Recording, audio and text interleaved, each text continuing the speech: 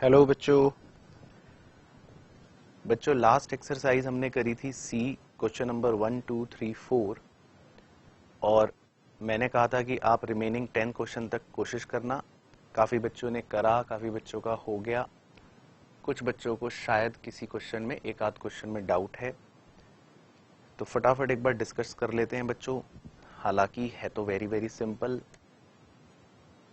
तो एक्सरसाइज सी question number 5 देखते हैं। क्वेश्चन नंबर 5 में हमें दे रखी हैं दो equation, 4/x minus 5/y is equal to x plus y upon x y plus 3/10। एक इक्वेशन तो ये दे रखी है और दूसरी इक्वेशन हमें दे रखी है 3xy is equal to 10 into y minus x. तो इसमें जब आप ऑप्शन से वैल्यूज पुट करेंगे बच्चों, तो जो डी ऑप्शन है, डी ऑप्शन के अंदर हमें वैल्यूज दे रखी हैं 2,5। तो x की जगह आप एक बार 2 पुट करो और y की जगह 5 पुट करो, तो वो दोनों को सेटिस्फाई करेगी।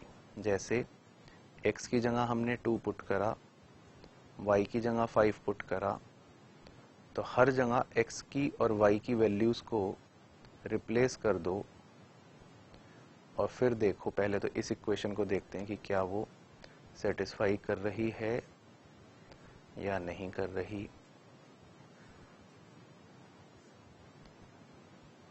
तो इस इक्वेशन को तो वो सेटिस्फाई कर रही है, ये वैल्यूज। और इसी तरह आप इसमें भी x और y की वैल्यूज पुट कर दो और देखो कि क्या वो इस इक्वेशन को भी सेटिस्फाई कर रही है या नहीं कर रही। तो वो इस इक्वेशन को भी सेटिस्फाई कर रही है। तो इसका मतलब जो डी ऑप्शन है वो सही ऑप्शन है। ठीक है ना बच्चों? तो बस आपको मैंने कहा था कि होमवर्क में आपको क्या करना था, वेरी सिंपल। आपको बस ये चेक करना है कि कौन से ऑप्शन जो हैं वो हमारी इक्वेशंस को सेटिस्फाई कर रहे हैं। तो सीधी सीधी तरह से आप वैल्यू पुट करके सॉल्व करके पता लगा लोगे। और ए बी और सी ऑप्शन की वैल्यूज अगर आप पुट करोगे एक्स और वाई की जगह, तो फिर वो बराबर नहीं आ रही होंगी इक्वेशन के अंदर, मतलब वो सेटिस्फाई नहीं कर रही होंगी। तो ऐसे हमें पता लग जाता है। तो इसीलिए इसमें कोई तकलीफ दिक्कत थी नहीं, मेजॉरिटी बच्चों ने ये आसानी से कर भी लिया।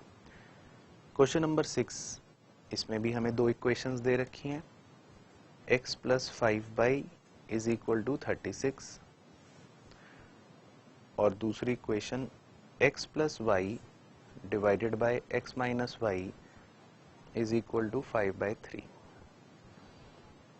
तो इसमें हमें तीन ऑप्शंस दे रखे हैं। तो पहले ए ऑप्शन पुट करके देखते हैं, 16,4। तो x की जगह 16 पुट कर दो, y की जगह 4 पुट कर दो, तो पहली इक्वेशन तो सेटिस्फाई हो ही रही है, 36 आ रहा है। और x की जगह 16, y की जगह 4 पुट करके देखते हैं कि क्या 20/8 12 सॉरी 20/12, तो ये 3 से कट जाएगा, 4 से कट जाएगा, 4 पंजे 20, 4 तियां 12, तो ये आ रहा है 5/3। तो मतलब x की वैल्यू 16 और y की वैल्यू 4 जो है वो बिल्कुल सही आंसर है, क्योंकि वो इक्वेशन सेटिस्फाई कर रहा है।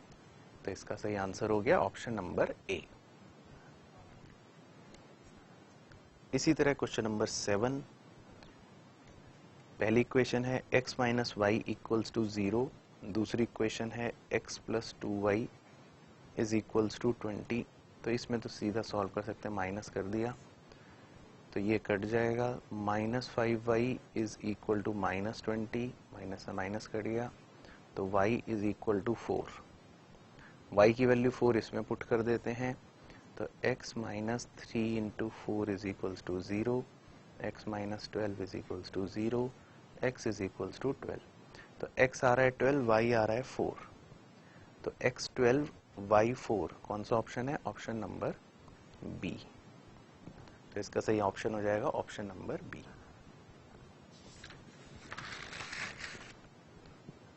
इसके बाद क्वेश्चन नंबर 8, उसमें भी दो इक्वेशन है।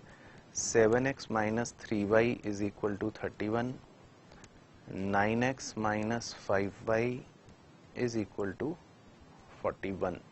तो इसे भी सॉल्व करना आसान लग रहा है वैसे तो कॉमन बनाने के लिए इस वाली पूरी को 5 से मल्टीप्लाई कर देता हूँ।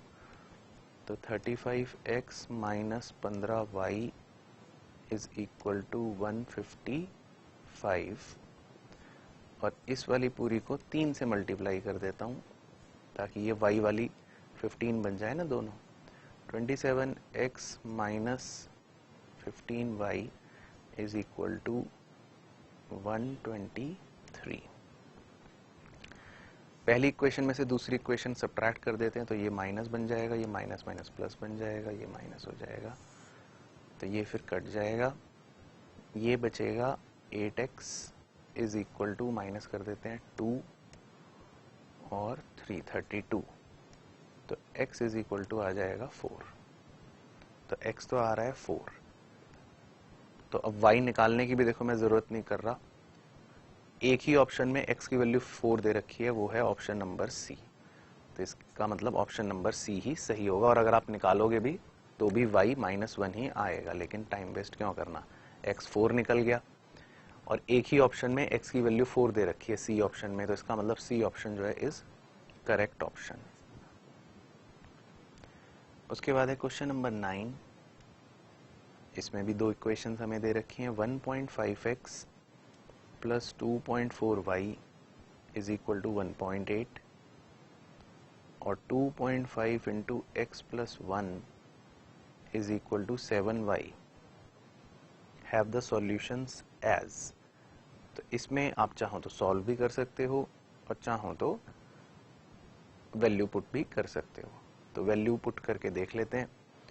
तो जब इसमें हम ए ऑप्शन की वैल्यू पुट करेंगे तो ये सेटिस्फाई नहीं करेगा, हम बी ऑप्शन की वैल्यूज पुट करेंगे, यानी x की जगह 0.4 डाल के देखेंगे, y की जगह 0.5 डाल के देखेंगे, तो दोनों को सेटिस्फाई कर रहा होगा। तो 1.5 इंटू 0.4 प्लस 2.4 इंटू 0.5, तो इसे सॉल्व कर लो। 1.5 इंटू 0.4 ये आ रहा है 0.6, 2.4 इंटू 0.5 आ रहा है 1.2, तो ये बराबर हो रहा है 1.8 के। तो पहली इक्वेशन सेटिस्फाई। इसी तरह दूसरी इक्वेशन में जब आप पुट करोगे तो 2.5 इंटू एक्स की वैल्यू 0.4 प्लस 1, क्या ये 7 इंटू वाई की वैल्यू 0.5 के आ रही है। तो 2.5 into 1.4 is equal to 7 into 0.5 3.5। तो 2.5 इंटू 1.4 करके देखते हैं क्या आ रहा है, ये आ रहा है 3.5। तो बस ये भी सेटिस्फाई कर रहा है, बराबर ही आ रहा है, सही हो रहा है। तो बस वैल्यू पुट करनी होती है बच्चों और आंसर हमारा निकल जाता है। तो 9th का आंसर सही आ जाएगा ऑप्शन नंबर बी। और इसी तरह था 10th क्वेश्चन भी। क्वेश्चन नंबर 10 में भी दो इक्वेशंस दे रखी हैं। 3 upon x plus y plus 2 upon x minus y is equal to 3 और 2 upon x plus y plus 3 upon x minus y is equal to, mixed fraction दे रखा है 3, 2/3 को हम 11/3 ही लिख लेते हैं तो सिंपल हो जाएगी बात। तो इसमें दो इक्वेशंस दे रखी हैं, तो इसमें भी पूछ रहे कि क्या आंसर होगा। तो बस आप ऑप्शन से पुट करके देख सकते हैं, फटाफट सॉल्व करने में टाइम लगेगा। तो जैसे इसमें आप ए पुट करोगे तो गलत आएगा, बी पुट करोगे तो गलत आएगा, सी पुट करोगे तो सेटिस्फाई नहीं करेगा, डी ऑप्शन की वैल्यूज पुट करते हैं 2 और 1, तो x की जगह 2 पुट कर दो, y की जगह 1, x की जगह 2 पुट कर दो, y की जगह 1, फिर देखते हैं क्या आ रहा है। 3/3 प्लस 2/1, 3/3 तो 1 हो गया और 2/1 2 हो गया, तो ये 3 के बराबर आ रहा है, तो ये तो इक्वेशन सेटिस्फाई कर रहा है। और इसी तरह इसमें भी पुट करके देख लो, 2 अपॉन एक्स की वैल्यू 2, वाई की वैल्यू 1, एक्स की वैल्यू 2, वाई की वैल्यू 1, तो 2/3 प्लस 3, तो 2/3 प्लस 3 में 3 कॉमन ले लेते हैं, ये तो 2 ही रहेगा, 3 इंटू 3 9, तो 2 प्लस 9 अपॉन 3 मतलब 11/3, तो वही आ रहा है, 11/3 के बराबर ही आ रहा है, तो ये इसको भी सेटिस्फाई कर देगा। तो बस इसमें बच्चों आपको इस तरह से देखना है कि कौन सा ऑप्शन एलिमिनेट हो रहा है और कौन सा ऑप्शन सही सेटिस्फाई कर रहा है। तो डी ऑप्शन ही इसमें सही सेटिस्फाई करेगा। ए बी सी अगर आप पुट करोगे तो वो इक्वेशन को सेटिस्फाई नहीं कर रहे होंगे। इसी तरह है बच्चों हमारी एक्सरसाइज डी। तो इसके भी कुछ क्वेश्चंस आपके साथ कर लेते हैं, कुछ क्वेश्चंस आप होमवर्क में करेंगे। वेरी सिंपल, कोई इसमें दिक्कत परेशानी है नहीं। अब इसमें दे रखा है question number 1, 1.5x plus 3.6y is equal to 2.1, और दूसरी इक्वेशन दे रखी है 2.5 into x plus 1 is equal to 6y। तो वैल्यूज पुट कर लेते हैं बच्चों। ए ऑप्शन में हमें दे रखा है 0.2 और 0.5, तो x की जगह 0.2 पुट कर दो, y की जगह 0.5 पुट कर दो। तो पहले ये देखते हैं ये कितना आ रहा है। सर ये आ रहा है 0.3, और ये कितना आ रहा है, ये आ रहा है 1.8, तो ये 2.1 आ रहा है, सही है। तो ये सेटिस्फाई कर रहा है। और इसमें भी पुट करके देख लो, x की जगह 0.2 और y की जगह 0.5, तो 2.5 इंटू 1.2 ये आ रहा है 3, और वो भी है 3, तो वो इसे भी सेटिस्फाई कर रहा है। तो इसका मतलब हमारा सही ऑप्शन आ रहा है ए। तो बच्चों इसमें यही करना है, पूरी एक्सरसाइज में बस यही खेल है। तो जैसे क्वेश्चन नंबर 2 है, ये आप होमवर्क में करना। अब सेम है, इसमें भी आपको इक्वेशन दे रखी हैं, 4 ऑप्शन दे रखे हैं, आप वैल्यू पुट करोगे तो आपको पता लग जाएगा कि कौन सा सेटिस्फाई नहीं कर रहा और कौन सा सेटिस्फाई कर रहा है। अब है 3, इसमें 3 वेरिएबल हैं, तो कोई बात नहीं। x/4 is equal to y/3 is equal to z/2, एक इक्वेशन ये है, और 7x plus 8y plus 5z is equal to 62। तो अब इसमें जो ऑप्शन दे रखे होंगे वो आपको 3 तरह से दे रखे हैं। जैसे ए ऑप्शन में दे रखा है मान लो 4, 3, 2, तो मतलब x की वैल्यू, y की वैल्यू, z। अब क्योंकि 3 वेरिएबल आ गए ना, तो 3 वैल्यू निकलेंगी। तो ए ऑप्शन चेक करते हैं, x की जगह 4 रख दो, y की जगह 3 रख दो, z की जगह 2 रख दो पहले, तो 1 1 1, तो ये तो सेटिस्फाई हो रही है, सही है बात। और एक बार इसमें भी x की जगह 4 रख दो, y की जगह 3 रख दो, z की जगह 2 रख दो, तो देखते हैं क्या आ रहा है। 28 प्लस 24 प्लस 10, तो 52 प्लस 10 62, तो 62 ही आ रहा है। तो इसका मतलब ए ऑप्शन ही सही ऑप्शन है, वो सेटिस्फाई कर रहा है। आप बी ऑप्शन की वैल्यूज पुट करोगे तो नहीं आएगा, या सी की करोगे, डी की करोगे तो नहीं आएगा।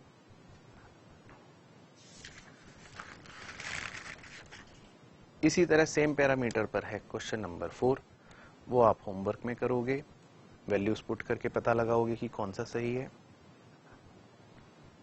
Question number 5, 2x plus 3y plus 4z is equals to 0, एक इक्वेशन ये है। x plus 2y minus 5z is equals to 0, एक इक्वेशन ये है। 10x plus 16y minus 6z is equals to 0। एक इक्वेशन ये है। तो ए ऑप्शन में दे रखा है 0,0,0, तो एक बार वो पुट करके देखते हैं पहले। तो x की वैल्यू 0 पुट करी तो 0 ही हो जाएगा, 0, y की वैल्यू भी 0, z की वैल्यू भी 0, तो ये तो 0 हो रहा है। इसमें भी x की वैल्यू 0, y की वैल्यू 0, z की वैल्यू 0, तो ये भी 0 ही हो रहा है। इसमें भी x की वैल्यू 0, y की वैल्यू 0, z की वैल्यू 0, तो ये भी 0 हो रहा है। तो ये ही सेटिस्फाई कर रहा है, तो ये सेटिस्फाई करने वाला सही ऑप्शन ऑटोमेटिकली हो गया। तो इसका मतलब 0,0,0 ही एक्स वाई जेड की सही वैल्यूज हैं, तो यानी ऑप्शन नंबर ए। तो अगर आप कोई और वैल्यू पुट करके देखोगे ऑप्शन की तो वो मैच नहीं करेगा। इसी तरह क्वेश्चन नंबर 6, ये आप होमवर्क में करोगे। बच्चों है सब में सेम कहानी, कुछ भी अलग नहीं है। ठीक है सर। क्वेश्चन नंबर 7 ये करके देख लेते हैं। सब में है सेम ही, 4/x minus 5/y is equals to x plus y whole divided by xy plus 3/10। ठीक है, एक इक्वेशन ये दे रखी है और एक इक्वेशन दे रखी है 3xy is equal to 10 into y minus x. तो इसमें दो ही वेरिएबल हैं x और y। तो ए ऑप्शन में लिखा है 2,5, तो एक बार पुट करके देखते हैं। x की जगह 2 पुट कर दो, y की जगह 5 पुट कर दो। तो x की जगह 2, y की जगह 5। तो देखते हैं पहले इधर का, देखते हैं कि क्या सेटिस्फाई कर रहा है वो।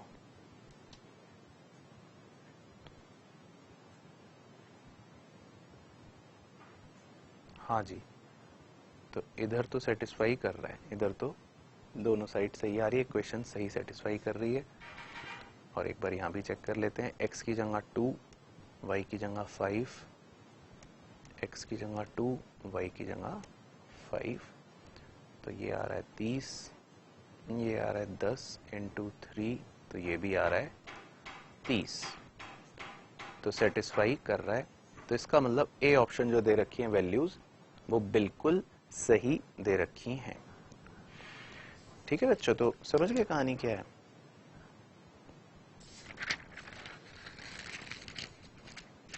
बस तो ये करना है। तो अब मैं मान रहा हूं कि अब आप सीख गए हैं, कोई दिक्कत नहीं है। क्वेश्चन नंबर 8 ये आप होमवर्क में कर लोगे अब सेम। क्वेश्चन नंबर 9 एक बार ये देख लेते हैं। चलो, x y divided by y minus x is equal to 110, y z divided by z minus y is equal to 132, z x divided by z plus x is equal to 60/11। चलो, तो इसमें 3 variables हैं, तो check कर लेते हैं। A option में लिखा है 12, 11, 10, 12, 11, 10। तो x की जगह 12 पुट कर देते हैं, y की जगह 11,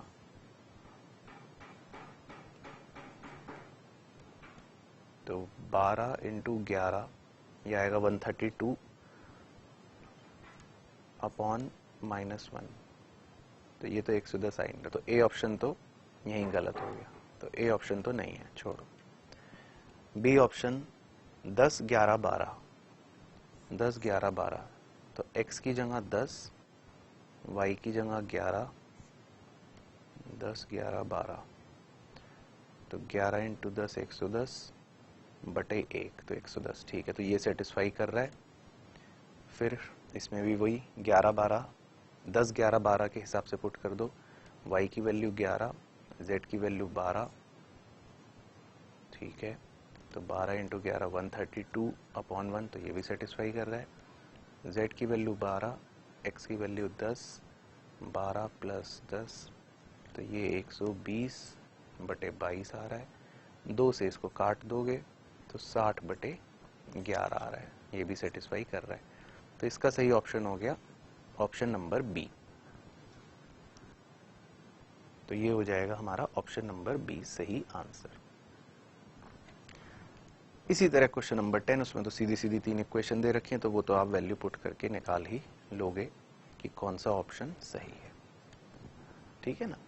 तो बच्चों ये एक्सरसाइजेस जो थी, इनके अंदर बहुत ही सिंपल तरीका होता है, जो आपने देखा इसमें बेसिकली कुछ भी नहीं है, भगवान का आशीर्वाद है, फ्री नंबर मिलने की तैयारी है।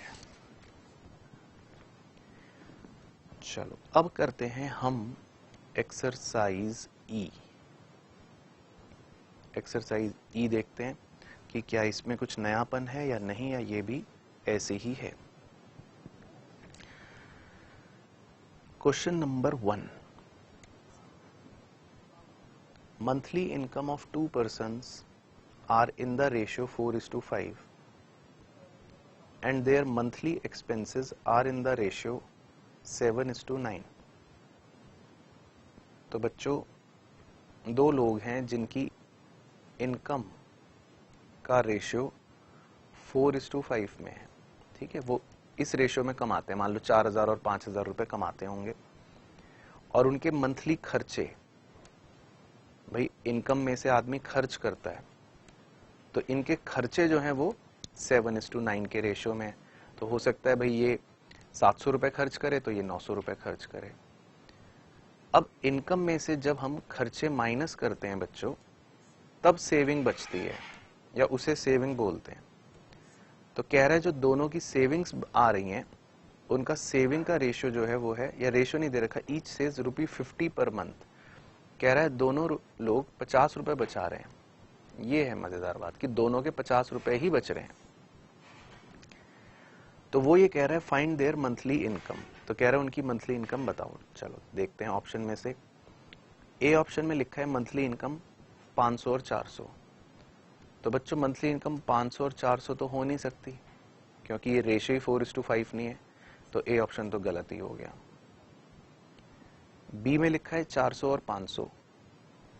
तो देखते हैं 400 और 500, ठीक है, इनकम का रेशियो तो 4:5 आ रहा है, यहां तक तो ठीक होगी बात। अब अगर वो दोनों ही 50 रुपए की बचत कर रहे हैं, तो 400 रुपए अगर उसकी इनकम है और 50 रुपए मैं बोल रहा हूं वो बचत कर रहा है, तो उसका खर्चा तो आना चाहिए 350।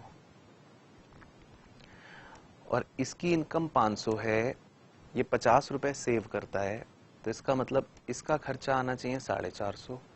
अब ये चेक करते हैं कि क्या ये रेशियो, इनके जो खर्चों का रेशियो है वो 7:5 है। तो 350 को 5 से काट दोगे 70, 90, 79, हाँ, तो इनके खर्चे का रेशियो 7:9 है।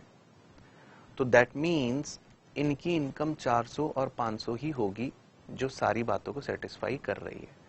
और इनफैक्ट सी और डी ऑप्शन भी शक्ल से ही गलत है, क्योंकि सी और डी ऑप्शन में भी इनकम का रेशियो 4:5 है ही नहीं। तो इसमें तो आपको पेन भी उठाने की जरूरत नहीं थी, सीधा देख लेते।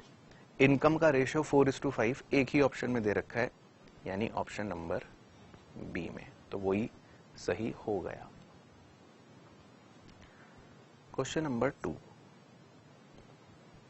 Find the fraction which is equal to 1/2। कह रहा है एक फ्रैक्शन है न्यूमरेटर और डिनोमिनेटर का जो 1/2 के बराबर है। When both its numerator and denominator are increased by 2, ठीक है, it is equal to 3/4 when both are increased by 12। अच्छा, कह रहा था कि एक फ्रैक्शन है जो हमें पता लगाना है। कह रहा है वो 1/2 तब आता है जब न्यूमरेटर और डिनोमिनेटर में हम 2 ऐड कर देते हैं, तो 1/2 आता है। और वो 3/4 आता है, लिखा है ना, it is equal to 3/4 when both are increased by 12। तो जब मैं दोनों में 12 जोड़ देता हूं तो 3/4 के बराबर आता है।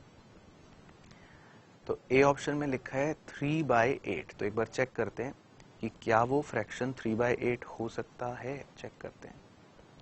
तो पहले इन 3/8 में दोनों जगह 2 जोड़ दो, तो 2 जोड़ोगे तो बन गया 5, 8 में 2 जोड़ोगे तो बन गया 10, तो 5/10 तो 1/2 आ रहा है, ठीक है, ये तो सेटिस्फाई हो गया। अब 3/8 में 12 जोड़ो, तो 3 में 12 जोड़ो तो 15, 8 में 12 जोड़ो, 8 में 12 जोड़ो तो 20, तो 15/20, 5 का पहाड़ा याद है? हाँ सर 5 का पहाड़ा याद है। 5 तिया 15, 5 चौके 20, तो 3/4 आ रहा है, तो मतलब ये भी सेटिस्फाई हो रहा है। तो इसका मतलब हमारा फ्रैक्शन जो है वो 3/8 ही है।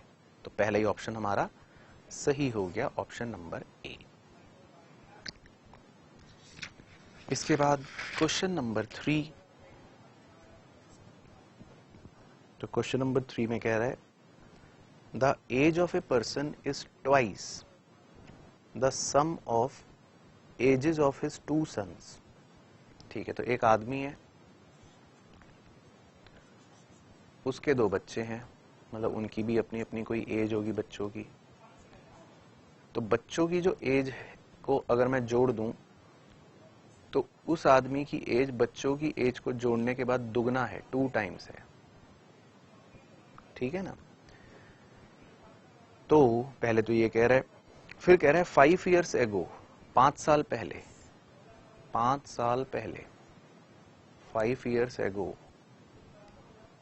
5 साल पहले his age was thrice the sum of their ages। अच्छा, कह रहा है उसकी एज अपने बच्चों की एज का थ्राइस थी, मतलब 3 टाइम्स थी। ठीक है, तो देखते हैं अभी। फाइंड हिज प्रेजेंट एज, तो कह रहा है बाप की प्रेजेंट एज क्या होगी, ये निकालना है कि भाई पिताजी कितने साल के हैं अभी। ठीक है, तो ए ऑप्शन में लिखा है 60, तो चेक करता हूं। 60 का मतलब है, 60 का मतलब है अगर मैं 60 ऑप्शन लूं, उनके बच्चों की एज जुड़कर 30 होनी चाहिए, क्योंकि उनके बच्चों की एज अगर 30 होगी जुड़ के, तब 2 टाइम्स 60 बनेगा। तो इसका मतलब उनके बच्चों की एज 30 होनी चाहिए, और अगर बच्चों की एज 30 होनी चाहिए तो इसका मतलब दोनों बच्चों की मैं मान लेता हूँ 15-15 होनी चाहिए, है ना? क्योंकि और तो कुछ दे नहीं रखा, तो मैं मान लेता हूँ भाई दोनों बच्चे जो है ट्विंस होंगे, या तो बताए कि बच्चा कौन बड़ा है कौन छोटा है, तो मैं कुछ और 16-14 लूँ, या मैं 17-13 लूँ, या कुछ और लूँ। ठीक है, तो अब चेक करते हैं कि क्या ये 60 सही बन रही है बात। अब 5 साल पीछे चलते हैं, तो 5 साल पहले इस बच्चे की होगी 10 साल और इस बच्चे की भी होगी 10 साल, तो दोनों बच्चों की मिलाकर हो गई 20 साल। तो 20 साल इंटू 3, तो 20 साल इंटू 3 हो गया 60, जबकि पिताजी की 5 साल पहले होनी चाहिए 55। तो इसका मतलब ये तो सही नहीं आ रहा, तो इसका मतलब ये तो सही नहीं आ रहा, तो 60 साल तो पिताजी की इस बार एज जो लिखी है प्रेजेंट वो गलत है, मतलब वो सारी बातों को सेटिस्फाई नहीं कर रहा, तो 60 तो गलत हो गया। फिर दे रखा है 52, 52 का मतलब है कि दोनों बच्चों की एज जुड़कर होनी चाहिए 26, है ना? तभी उनका ट्वाइस 52 बनेगा। तो 52 अगर आज है तो 5 साल पहले होनी चाहिए 47, अभी चेक करते हैं। तो दोनों बच्चों की एज 26 अगर जुड़ के हो रही है, तो इसका मतलब दोनों की एज 13-13 साल है आज, और 5 साल पहले इसका मतलब दोनों की एज रही होगी 13 - 5 8, 13 - 5 8, तो 8 जमा 8 हो गया 16, 16 इंटू 3, 16 इंटू 3 हो गया बच्चों, 16 इंटू 3 48, तो पिताजी की 48 होनी चाहिए जबकि 47 आ रही है, तो इसका मतलब ये भी ऑप्शन गलत है। ठीक है ना, इसमें भी बात नहीं बन रही। तीसरा ऑप्शन है 51, तो 51 देख लेते हैं, वैसे गलत सही लग रहा है 51। 51 का मतलब है दोनों बच्चों की एज जुड़कर होनी चाहिए 25.5, ठीक है ना? तो वैसे गलत ही है, तो छोड़ो, इस पर टाइम वेस्ट नहीं करते, देख लेंगे बाद में अगर डी भी गलत आया तो। डी ऑप्शन में लिखा है 50 साल, तो मान लेते हैं पिताजी की आज है 50 साल एज, ठीक है? तो अगर आज 50 साल एज है तो बच्चों की इसका मतलब जुड़कर आनी चाहिए 25 साल, तभी तो उसका 2 टाइम्स 50 बनेगा। तो दोनों बच्चों की अगर जुड़कर 25 साल एज है, तो यानी ये भी 12.5 साल का है और ये भी 12.5 साल का है आज। अब चलते हैं 5 साल पहले। तो 5 साल पहले ये रहा होगा 7.5 साल का और ये भी रहा होगा 7.5 साल का। तो 5 साल पहले अगर मैं बच्चों की एज जोड़ूं तो 7.5 और 7.5 जुड़कर आ रहा है 15 साल। तो 15 तियां 15 इंटू 3 थ्राइस करोगे तो पिताजी की आ रही है 45। तो देखते हैं, तो अगर पिताजी की एज आज 50 है तो 5 साल पहले 45 ही होनी चाहिए थी और 45 ऐसे आ भी रही है। तो इसका मतलब ऑप्शन नंबर डी जो है वो ही है सही ऑप्शन पिताजी की एज का। तो आज पिताजी हैं 50 साल के, तो बिल्कुल सही।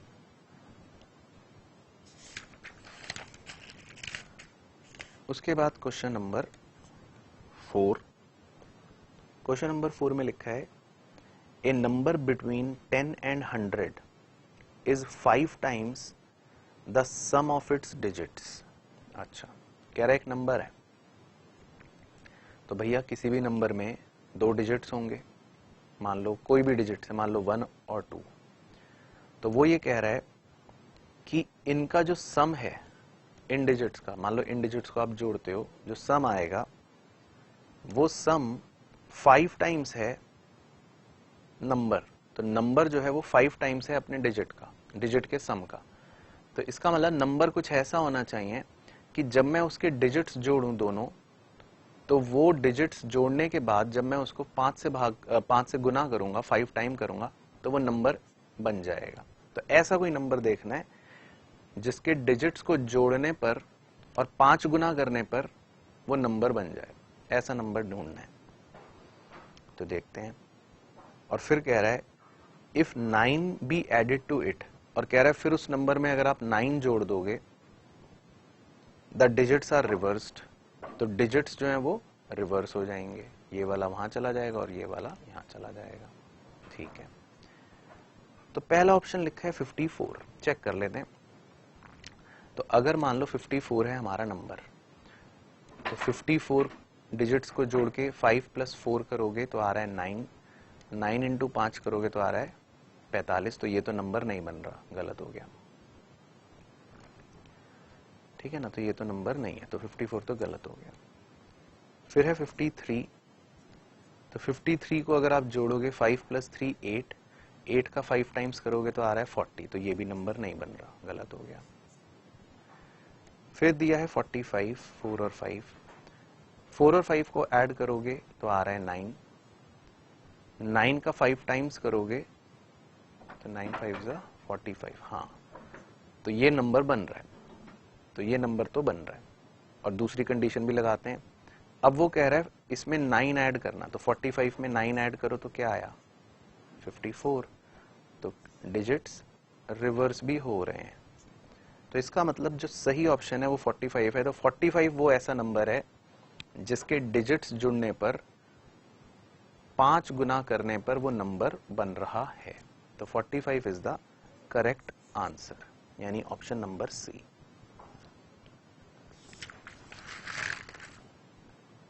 उसके बाद question number 5, the wages of 8 men and 6 boys amounts to 33। तो मान लो मर्दों की संख्या है x और बच्चों की संख्या है y। तो अगर 8 पुरुष और 6 बच्चे काम कर रहे हैं तो उनकी वेजेस बन रही है 33 रुपए। If 4 men earn 4.5 more than 5 boys, determine the wages of each man and boy। कह रहा है अगर 4 men 4.5 रुपए ज्यादा कमाते हैं 5 बॉयज से, तो 4 men काम करेंगे अगर, तो वो जो भी कमाएंगे, तो कह रहा है वो 5 बॉयज की कमाई से 4.5 रुपए ज्यादा कमा रहे हैं, तो ये बोल रहा है। तो बेसिकली ये हमारी 2 इक्वेशंस बन गई। इस दूसरी इक्वेशन को मैं 2 से गुना कर देता हूं, तो दूसरी इक्वेशन बन गई 8x - 10y = 9। तो पहली है ये, दूसरी है ये। 1 को 2 से माइनस कर देते हैं, 1 - 2 कर देते हैं, तो 8x plus 6y is equal to 33 और 8x minus 10y is equal to 9, minus हो गया, ये प्लस हो गया, माइनस हो गया, ये कट जाएगा। 16y is equal to 33 minus 9, 33 minus 9 कितना हुआ सर? 24। तो y तो आ जाएगा 24 बटे 16, तो 24 बटे 16 का मतलब हो गया 1.5। तो y का ऑप्शन 1.5 होना चाहिए, बस x निकालने की जरूरत नहीं है, निकल भी जाएगा वो तो कौन से ऑप्शन में y की वैल्यू 1.5 दे रखी है देख लो, ऑप्शन नंबर बी। तो ऑप्शन नंबर बी में y की वैल्यू 1.5 है, तो इसका मतलब वो ही सही होगा। निकाल के देखना है x तो भी देख सकते हो, आएगा सही। उसके बाद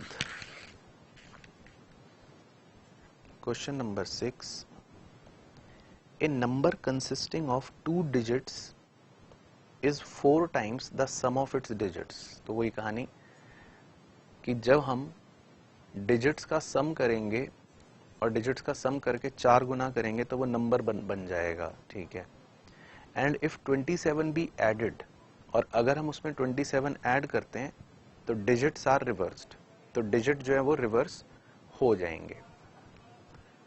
तो कह रहा है कि नंबर क्या है, तो पहले 63 चेक करते हैं।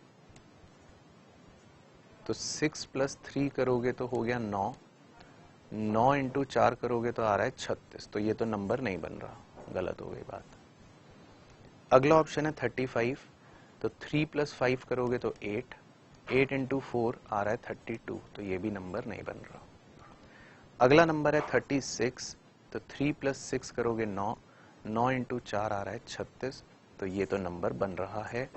और इसमें 27 जोड़ दो, तो 36 जमा 27 हो रहा है 63, तो डिजिट्स भी रिवर्स हो रहे हैं।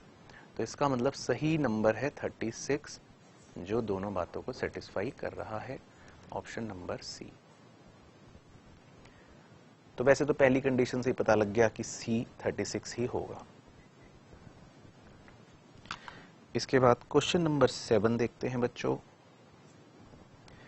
Of 2 numbers 1/5 of the greater is equal to 1/3 of the smaller and their sum is 16, ठीक है। द नंबर्स आर, तो 2 नंबर्स हैं बच्चों, एक बड़ा होगा एक छोटा होगा, बड़ा और छोटा। तो बड़े और छोटे में दोनों का सम तो 16 आ रहा है जुड़ के। तो कह रहा है अगर मैं 1/5 करूं बड़े का, तो बड़े वाले का 1/5 करूं इज इक्वल टू, वो बराबर होगा छोटे वाले का 1/3 के। तो कह रहा है 2 नंबर क्या है, तो जैसे पहला ऑप्शन दे रखा है 6,10, तो मान लो 6,10 में 6 छोटा वाला हो गया, 10 बड़ा वाला हो गया। तो एक बार करके देख लेते हैं। तो बड़े वाले का 1/5 निकाल लो, 10 का 1/5 आएगा 2, और छोटे वाले का 6 का 1/3 निकाल लो, वो भी आएगा 2, तो बराबर ही आ रहे हैं। तो इसका मतलब नंबर्स जो हैं वो 10 और 6 हैं, तो बस पहला ही ऑप्शन सही हो गया, ए। बाकी सब ऑप्शन करोगे आप 9, 7, 12, 4, 11, 5, तो उनमें आप देखोगे 1/5 करो बड़े का, 1/3 करो छोटे का, तो बराबर नहीं आएंगे। इसके बाद question number 8, y is older than x by 7 year. कह रहा है y है, ये x से 7 साल बड़ा है, ठीक है। तो याद रखेंगे x से 7 साल बड़ा है। 15 years back, y is older than x by 7 years. 15 years back, x age was 3/4 of y's age. कह रहा है कितने साल पहले? 15 साल पहले। ओ 15 साल पहले कह रहा है x की जो एज है या थी उस समय, वो y की एज का 3/4 थी, तो y की एज का 3/4 थी x की एज, ठीक है। तो कह रहे हैं उनकी प्रेजेंट एज बताओ। चलो तो चेक कर लेते हैं।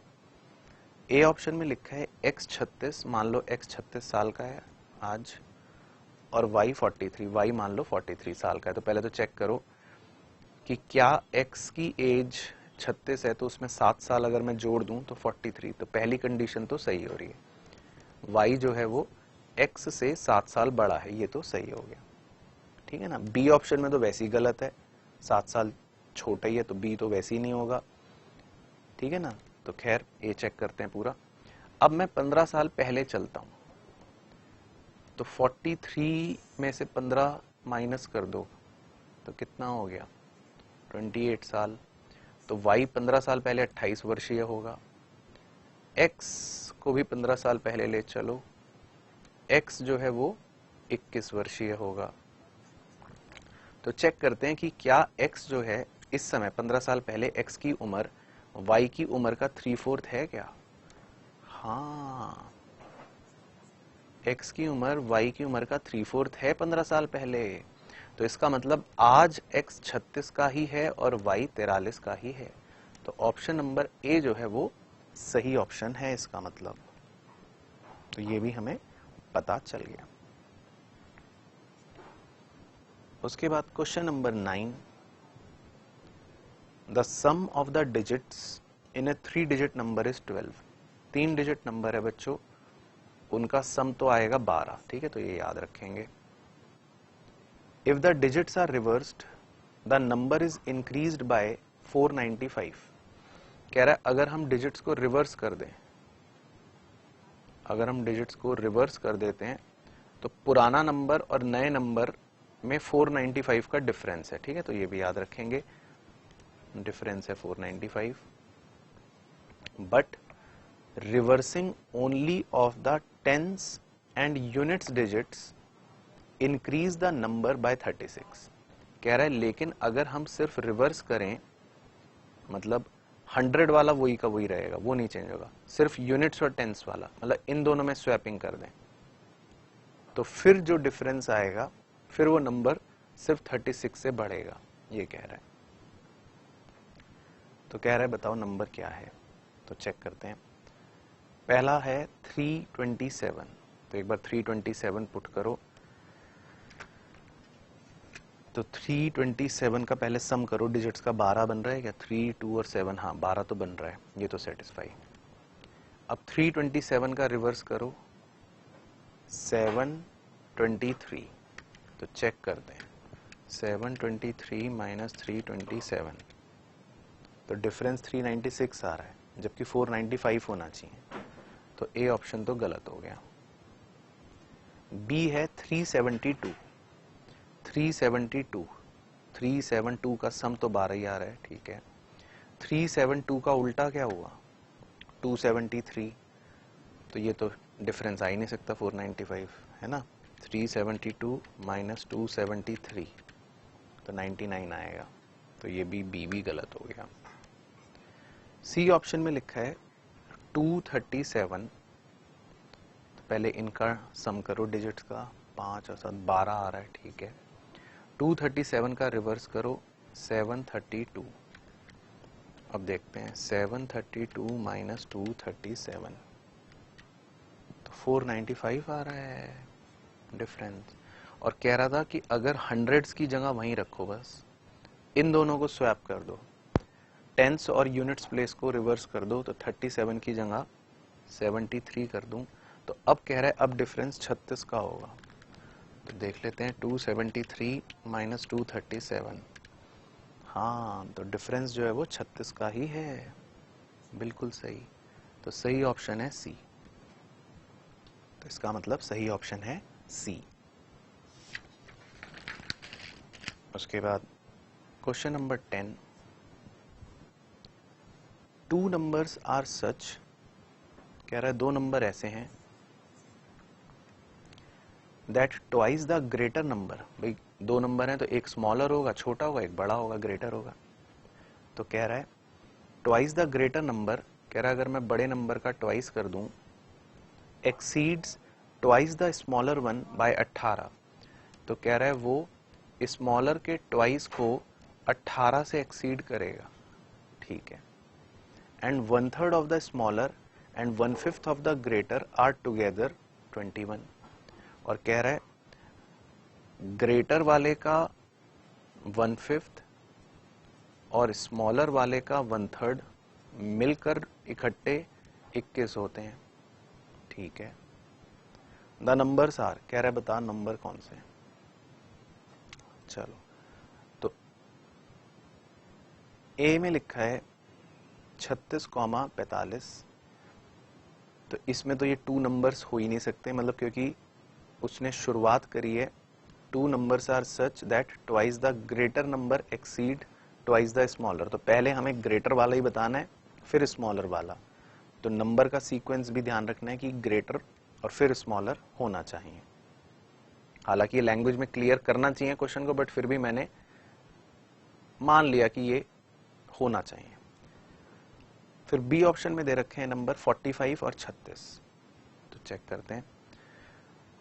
45 और 36 का मतलब हो गया, छोटा नंबर है 36, बड़ा नंबर है 45। तो अगर मैं बड़े वाले का दुगना कर दूं तो कितना हो गया 90, और छोटे स्मॉलर वाले का 36 का भी दुगना कर दूं तो 36 का दुगना 72। तो क्या 18 का डिफरेंस है, ये तो सेटिस्फाई। फिर बड़ा वाला है 45, 45 का 1/5 कर दो तो आएगा 9। छोटा वाला है 36, 36 का 1/3 कर दो 12, तो वो 21 ही आ रहा है, ये भी सेटिस्फाई हो गया। तो इसका मतलब नंबर्स जो होंगे वो होंगे 45 और 36। हालांकि इसके दोनों ऑप्शन ही सही हैं, ए कॉमा बी, टेक्निकली दोनों ही सही हैं, बट जो इंस्टीट्यूट बोले आप उसको फॉलो कर लेना, क्यों पंगेबाजी करनी है।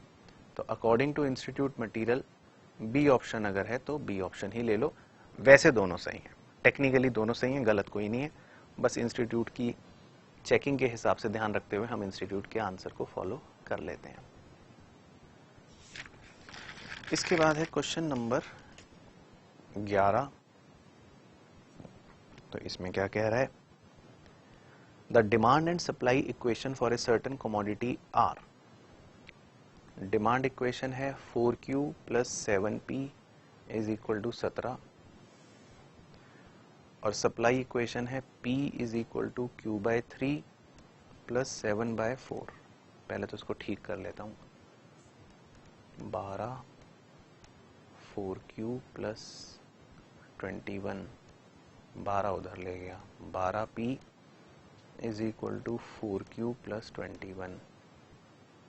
तो इसको इधर ले आता हूँ, 12P - 4Q is equal to 21, या इसको ऐसे लिख लेता हूँ, -4Q + 12P is equal to 21। तो एक इक्वेशन ये हो गई और दूसरी इक्वेशन हो गई -4Q + 12P is equal to 21, दूसरी इक्वेशन ये हो गई। कह रहा है respectively where P is the market price and Q is the quantity, then the equilibrium price and quantity are. तो इक्विलिब्रियम प्राइस एंड क्वांटिटी मतलब कि हमें दोनों इक्वेशन सॉल्व करके P और Q निकालने हैं। तो सीधा सीधा ऐड कर देता हूँ, तो ये कट जाएगा ना, और इसे ऐड करा 19P, इसे ऐड करा 38, तो P तो आ रहा है 2, तो P तो 2 आ गया। तो पहले तो देख लो 2 ऑप्शन P किस में दे रखा है, तो वैसे तो A ही ऑप्शन होगा, लेकिन फिर भी एक बार आपकी संतुष्टि के लिए P पुट कर देता हूँ। तो किसी भी इक्वेशन में P पुट कर दो, तो 7 × P मतलब 14, तो 4Q इज इक्वल टू 14 उधर चला गया तो 3, तो Q इज इक्वल टू 3/4। तो प्राइस है 2 और क्वांटिटी है 3/4, तो ऐसा ऑप्शन ढूंढो प्राइस हो 2, क्वांटिटी हो 3/4। तो ऑप्शन नंबर ए, तो ऑप्शन ए हो गया हमारा सही ऑप्शन। तो ये थी बच्चों हमारी आज की एक्सरसाइज जो हमें करनी थी डिस्कस, एक्सरसाइज ई। नेक्स्ट लेक्चर में हम अपनी एक्सरसाइज एफ करेंगे, तब तक बस आप क्वाड्रेटिक इक्वेशंस के कॉन्सेप्ट रिवाइज करके रखना।